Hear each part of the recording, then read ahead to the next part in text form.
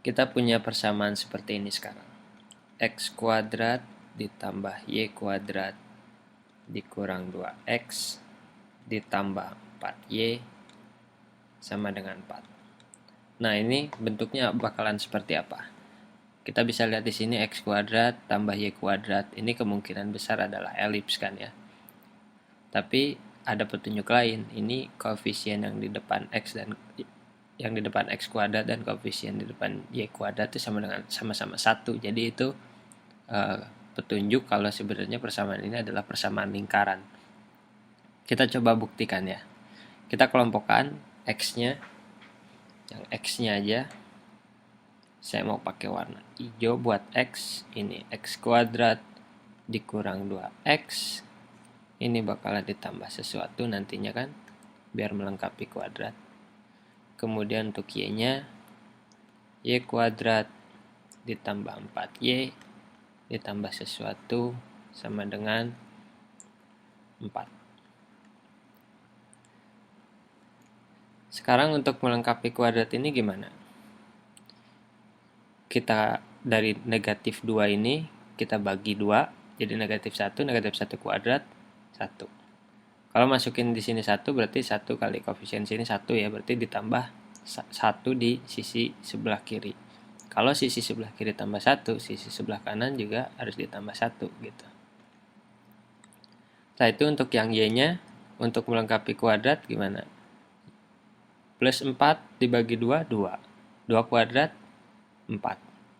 Di sini berarti ditambah 4. Kalau sisi kiri ditambah 4, berarti sisi kanan juga ini ditambah 4. Kayak gitu kan.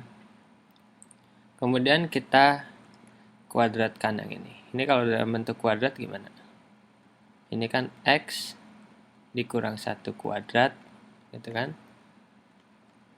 Dikalikan dengan Y ditambah 2 kuadrat. Ini sama dengan 4 ditambah 1, 5. 5 ditambah 4, 9. Ini adalah 9.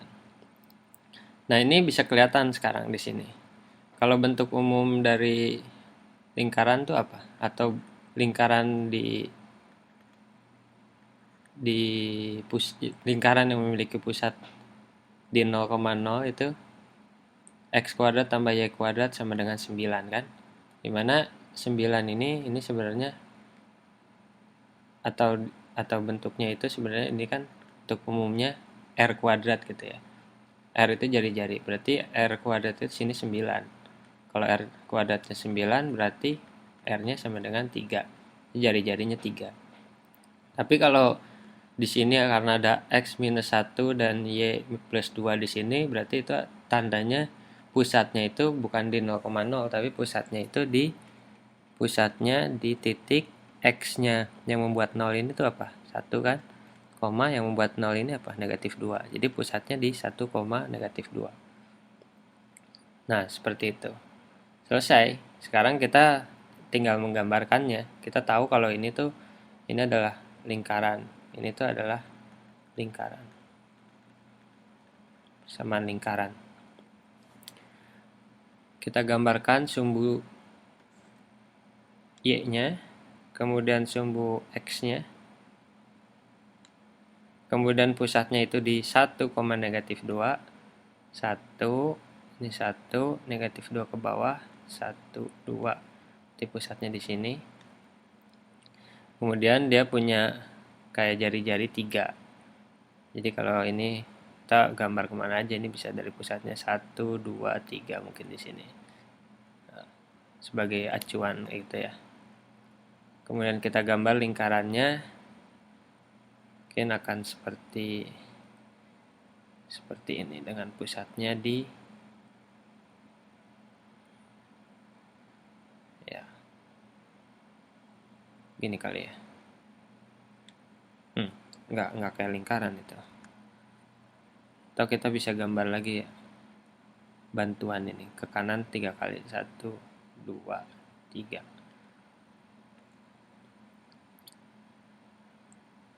Kira-kira begini lingkarannya. Nggak kena juga. Gini kali.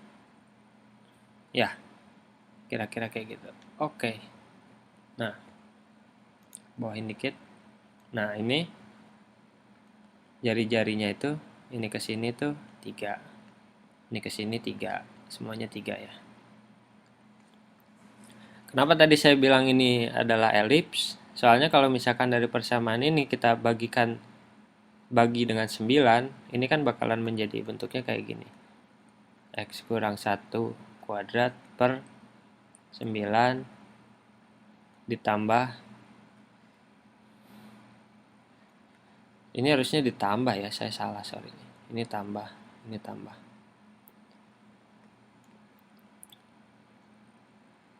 Tambah Y tambah 2 kuadrat per 9 sama dengan 1. Ini kan rumus umum untuk elips, tapi yang jari-jari yang sepanjang X-nya itu 3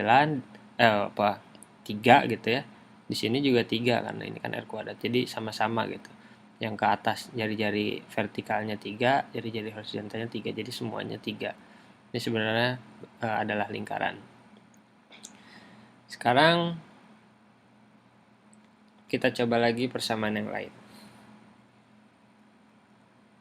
Saya punya di sini 2x kuadrat tambah y tambah 12x tambah 16 sama dengan 0. Nah, ini persamaan apa nih? Ini kita punya lihat ada kuadratnya di sini, tapi di sini y-nya nggak ada y kuadrat. Nah, ini bisa menunjukkan kalau persamaan ini tuh adalah sebenarnya merupakan persamaan parabola. Parabola itu kan kalau yang sederhananya y sama dengan x kuadrat, itu parabolanya bentuknya kayak gini. Ini parabola yang menghadap ke atas dengan ujung parabolanya itu di titik 0,0, atau x sama dengan y kuadrat, ini berbentuk parabolanya itu seperti ini gitu, menghadap ke kanan dengan ujungnya parabolanya itu di titik 0,0. Nah, ini adalah persamaan parabola. Kalau kita tuliskan persamaan parabolanya itu sama dengan y sama dengan negatif 2x, jadi yang x-nya sama yang konstan ini pindah ke sisi sebelah kanan semuanya, kurang 12x kurang 16. Nah, kayak gitu. Kemudian kita bisa buat ini negatif 2 dikali x ditambah berapa nih? 6x. Ini ditambah 8. Seperti itu kan. Ini y sama dengan negatif 2, ininya x kali x tambah berapa nih? X tambah 3 kan? X tambah 3, enggak, X tambah 4. X tambah 4 dikali X ditambah 2. Ya. Nah, ini yang akan membuat X, yang akan membuat ini 0 dan ini 0 itu kalau X-nya itu sama dengan berapa? Kalau misalkan membuat 0, berarti saya mau di sininya membuat 0 ya, membuat Y-nya sama dengan 0. Berarti X-nya berapa? Berarti X-nya adalah X tambah 4, ini kan harus 0 atau ininya 0 kan? Sama dengan 0, ini X bisa sama dengan negatif 4. Atau di sini X tambah 2 sama dengan 0, ini adalah X sama dengan negatif 2. Jadi kalau digambarkan, sumbu Y, sumbu X, ini saya punya negatif 1, negatif 2, negatif 3, negatif 4. Y sama dengan 0 atau berpotongan di sumbu X, dia itu bakalan di sini kan. Ini kan Y sama dengan 0. Ini Y sama dengan 0, X-nya sama dengan negatif 4. Kemudian di sini juga. X sama dengan negatif 2, Y-nya sama dengan 0. Nah, sekarang kita udah punya tahu nih, si parabola itu memotong si sumbu X di titik ini, di titik negatif 4 dan negatif 2. Cuman arahnya kemana? Ngelihat ke atas, ngelihat samping, ngelihat ke bawah, samping kiri atau samping kanan gitu. Tapi kita tahu kalau misalkan ada 2 ini berarti kemungkinan besar, bukan kemungkinan besar, pasti itu si X si parabolanya itu melihat ke bawah atau melihat ke atas gitu kan.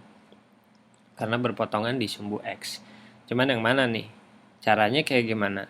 Caranya kita memasukkan lagi si angka yang tadi. Kita tapi dengan bentuk melengkapi kuadrat ya. Kayak gini, saya pakai warna biru. Y sama dengan ini kita punya negatif 2. Di sininya X kuadrat ditambah 6X. Ini yang X-nya aja ya. Ditambah sesuatu gitu. Tapi di sini tak dikurang 16 kayak gitu kan. Ini supaya ininya kuadrat lengkap gitu, kuadratnya lengkap. Ini kita masukin berapa di sini. Kita kan bisa masukin ini dengan cara 6 bagi 2 3. 3 kuadrat 9. Berarti ini 9. Kalau saya masukin di sini 9, sisi sebelah kanan 9, berarti kalau 9 sebenarnya sisi sebelah kanan dimasukkan negatif 2 kali 9 atau negatif 18 kan. Negatif 18 masuk ke sisi sebelah kanan, negatif 18 juga harus masuk ke sisi sebelah kiri. Di sini negatif 18.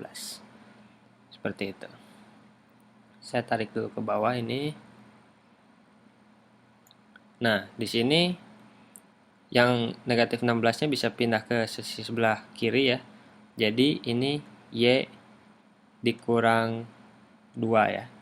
Sama dengan negatif 2. Ininya jadi berapa?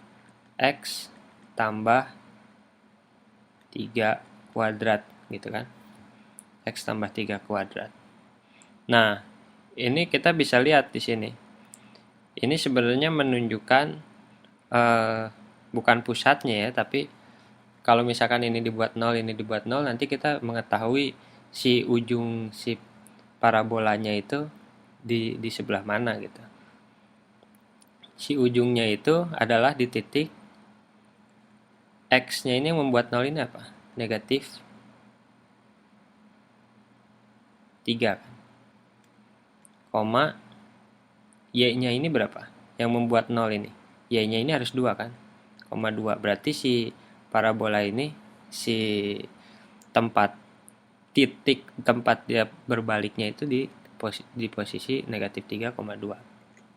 Atau bisa juga dilihat persamaan-persamaan parabola yang sederhana. Kayak misalkan saya punya sumbu X atau Y gitu kan. Kalau misalkan parabolanya Y sama dengan X kuadrat, ini dia bakalan seperti ini gitu kan. Kalau misalkan parabolanya Y sama dengan negatif X kuadrat, dia itu bakalan membentuk seperti ini gitu. Kalau dianya Y sama dengan 2X kuadrat, dia bakalan lebih cepat naiknya gitu kan. Tapi tetap ke atas.